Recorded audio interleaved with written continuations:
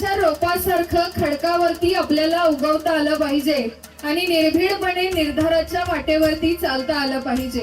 वादळाचं काय, ती येतात आणि जातात, फक्त आपल्याला आपल्या मातीत पाय घट्ट रोवून उभं राहता आलं पाहिजे।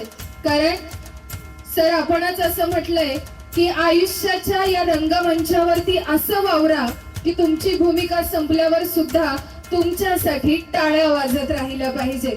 आणि अर्थात या माऊलीने या मुलांना असंच वागायला शिकवलं आणि याच तत्वांवरती चालत आलेलं हे व्यक्तिमत्व जे आज व्याख्यानासाठी आपल्यामध्ये उपस्थित आहे। आपल्यातले बरेच जण म्हणजे मी तरी किमान लहानपणापासून यांची व्याख्यानं ऐकत लहानाचं मोठं झालं।